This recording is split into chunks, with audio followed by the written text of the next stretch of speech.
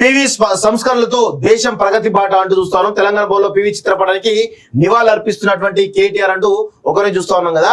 So ఇక్కడ కేటీఆర్ నేను ఒకటే అడుగుతా ఉన్నాను, మీరు పివి నరసింహారావుకు దండ వేయడం మంచిదే. సో అందులో ఎటువంటి ఎవరికి కూడా అనుమానం అక్కర్లేదు.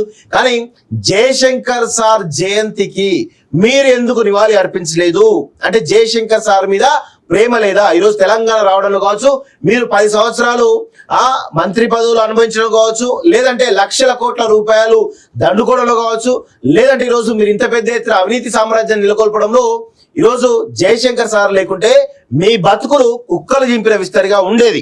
అయితే ఇలాంటి సమయంలో కనీసం వారిని గుర్తించకపోవడం కూడా ఈరోజు దుర్మార్గమైనటువంటి విషయంగా మనం చెప్పవచ్చు వాస్తవంగా. సో మొత్తానికైతే వీళ్ళు రోజు రోజుకి వీళ్ళైతే దిగజారుతున్నట్టే మనకైతే క్లియర్ గా తెలుస్తా ఉంది.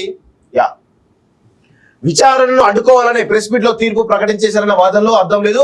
వివక్ష, పక్షపాతం, అగౌరవం వంటివన్నీ కేసీఆర్ ఊహలే అంటూ ధర్మాసనం సంబంధించినటువంటి కోర్టులో జరుగుతున్నటువంటి వాదనకు సంబంధించినటువంటి న్యూస్. ఇక కేసీఆర్ ఏదో భ్రమంలో బతుకుతా ఉన్నట్టు తెలుస్తా ఉంది. ఆ భ్రమలన్నీ కూడా దయచేసి భ్రమల నుంచి బతికొచ్చి ఇప్పటికైనా ప్రజలకు క్షమాపణ చెప్పాలి. క్షమాపణ చెప్పి 10 సంవత్సరాల్లో మేము మీకేం చేయలేదని చెప్పి క్షమాపణ చెప్పి ప్రజలతో కలిసి పోవాలని చెప్పేసి కూడా, పోరాట సిద్ధంగా అని చెప్పేసి కూడా కాలేజీ టీచర్తో మేమైతే కోరుతా ఉన్నాం.